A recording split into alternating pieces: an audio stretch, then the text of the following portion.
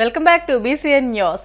విశాఖ పాతపట్నంలో ముగ్గుల పోటీలు మహిళల సృజనాత్మకత అర్థం పట్టాయి. నియోజకవర్గంలో మహిళల నైపుణ్యం, ప్రతిభను వెలికితీసే విధంగా ఎమ్మెల్యే వంశీకృష్ణ శ్రీనివాస్ ఆధ్వర్యంలో ముగ్గుల పోటీలు నిర్వహించారు. ఈ పోటీలో గెలుపొందిన విజేతలకు నగర సిపి శంకరబత బాగ్చి, ఆర్డీఓ శ్రీలేఖ బహుమతులు ప్రదానం చేశారు. ఈ పోటీలకు నియోజకవర్గ నలుమూల నుంచి పెద్ద ఎత్తున మహిళలు పాల్గొన్నారు.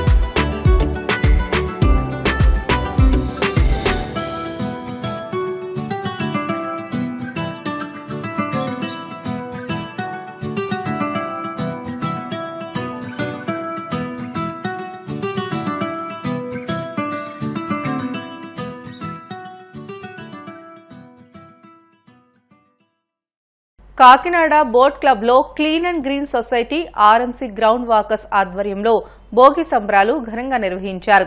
Clean and green society chairman Anand అధ్యక్షతన జరిగిన ఈ కార్యక్రమానికి ముఖ్య అతిథిగా కాకినాడ రూరల్ ఎమ్మెల్యే పంతం నానాజీ దంపతులు పాల్గొన్నారు. సంక్రాంతి పండుగ సందర్భంగా బోట్ క్లబ్ మొత్తం పల్లె వాతావరణం కనిపించే విధంగా సెట్టింగ్లు వేశారు. ఈ కార్యక్రమంలో society vice chairman Nagesh, secretary Ramanujam, సభ్యులు కంతేటి కాశీ, నగర ప్రముఖులు పాల్గొన్నారు.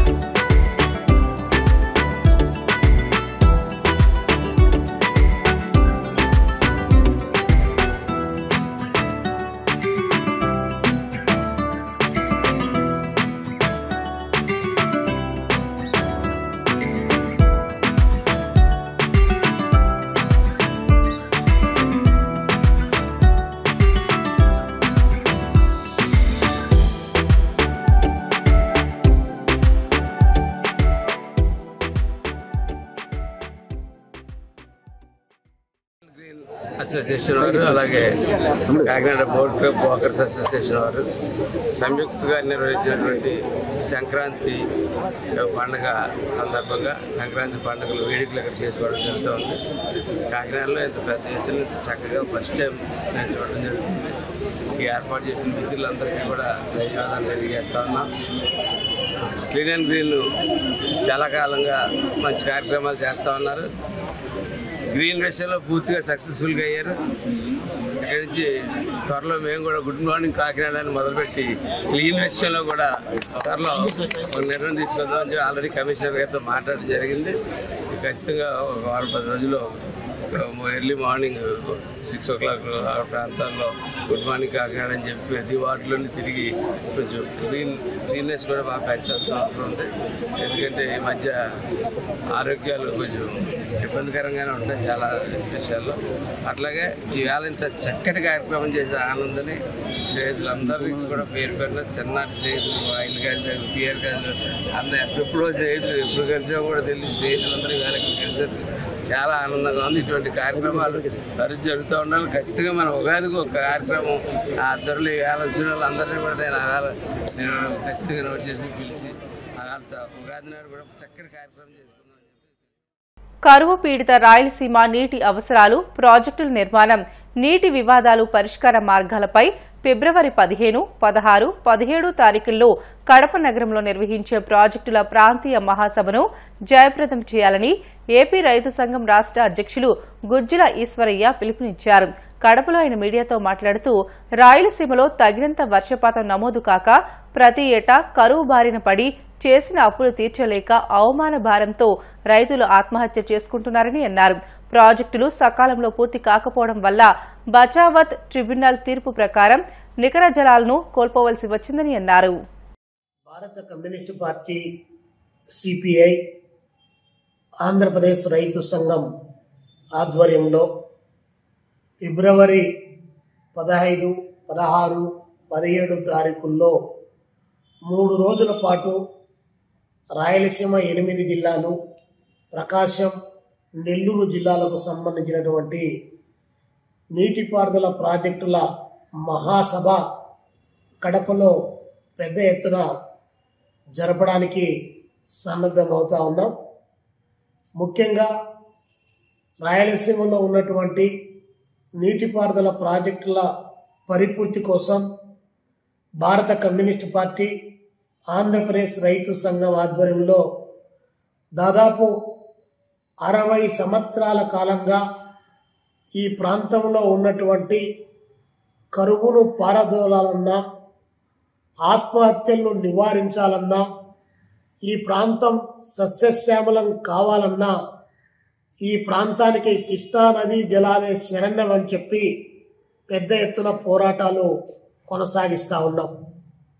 అయినా పాలకుల యొక్క నేరపూరిత నిర్లక్ష్య వైఖరి మూలంగా దశాబ్దాలు గడుస్తూ ఉన్నా ఈ ప్రాంతానికి కావలసినటువంటి సాగునీరు కానీ తాగునీరు కానీ సరైనటువంటి పద్ధతుల్లో దీనికి పాలక వర్గాలు ప్రయత్నం చేయకపోగా వలసలు, ఆత్మహత్యలు దినదినాభివృద్ధి చెందేటువంటి పరిస్థితి ఈరోజు కనిపిస్తూ ఉంది. ఈ నేపథ్యంలో రాయలసీమలో పెండింగ్లో ఉన్నటువంటి ప్రాజెక్టులు 4 దశాబ్దాల కాలంగా గాలేరు నగిరి ప్రాజెక్టుకు సంబంధించి 1వ దశ పూర్తయి 2వ దశకు పోతున్నామని చెప్పడమే తప్ప 20 సంవత్సరాల కాలంగా అడుగు కూడా ముందుకు పడనటువంటి పరిస్థితి ఈరోజు రాయలసీమ ప్రాంతంలో కొనసాగుతూ ఉంది. అదేవిధంగా హంద్రీనివా ప్రాజెక్టుకు సంబంధించి ఎత్తిపోతల పథకం ద్వారా 100 టీఎంసీల నీరు అవసరం ఉంటే కేవలం 40 టీఎంసీల వాటర్ దానికి సంబంధించి అది కూడా ఇంకా 2వ దశ నిర్మాణం చేపట్టకుండానే ఇంకా అది అవసాన దశలోనే కొనసాగుతూ ఉంది. మరొక వైపున వెలుగొండ ప్రాజెక్టు దాదాపు 40 టీఎంసీలకు సంబంధించి 2024 ఎన్నికల నాటికి ప్రతిపక్ష పార్టీలు, అధికార పార్టీలు, ఇప్పటి వరకు పరిపాలన ఎలగబెట్టే అన్ని పార్టీలు కూడా అదిగో వెలుగొండ ప్రాజెక్టు వస్తూ ఉంది, మొత్తం ప్రకాశం జిల్లా, నెల్లూరు జిల్లా, కడప జిల్లా సస్యశ్యామలం చేస్తామని చెప్పి ప్రకటించడమే తప్ప ఇంతవరకు అక్కడ ఒక్క చుక్క నీరు కూడా రానటువంటి పరిస్థితి కొనసాగుతూ ఉంది. నిన్నటి బడ్జెట్ నాటికి కూడా రాష్ట్ర ప్రభుత్వం మేము పోలవరం ప్రాజెక్టుతో పాటు వెలుగొండ ప్రాజెక్టుకు సంబంధించినటువంటి టాప్ ప్రయారిటీ ఇస్తామని చెప్పి ప్రకటించినా కూడా నిన్న బడ్జెట్లో కూడా నిధులు కేటాయించినటువంటి పరిస్థితి కళ్ళ ముందు కనిపిస్తూ ఉంది.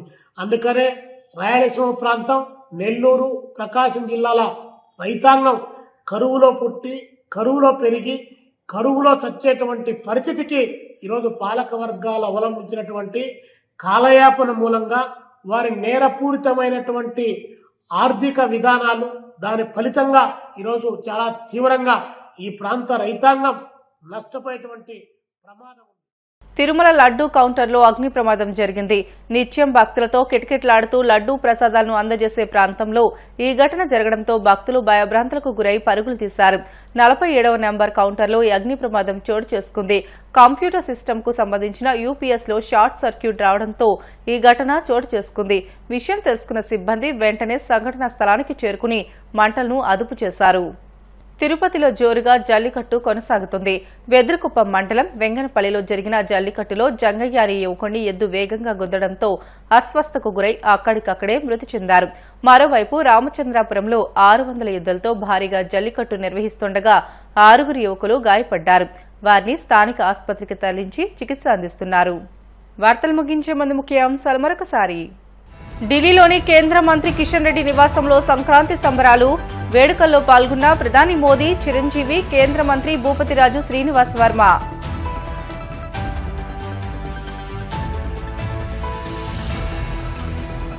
తిరుపతి జిల్లాలో సీఎం చంద్రబాబు పర్యటన. నారావారిపల్లెలో పలు అభివృద్ది పనులకు శంకుస్థాపన.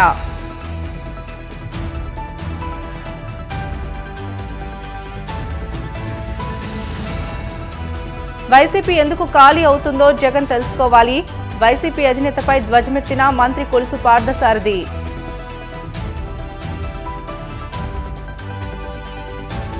విశాఖ పాతపట్నంలో నిర్వహించిన ముగ్గుల పోటీలకు పెద్ద ఎత్తున తరలివచ్చిన మహిళలు. విజేతలకు బహుమతులు ప్రదానం చేసిన నగర సిపి సంకబ్రత బాగ్చి. ఇవి ఇప్పటి వరకున్న బులెటిన్లోని అప్డేట్స్. మరిన్ని వార్తల కోసం BCN digital YouTube channel, Facebook పేజీని ఫాలో అవ్వండి. అప్డేట్ వార్తల కోసం ప్లీజ్ డూ సబ్స్క్రైబ్.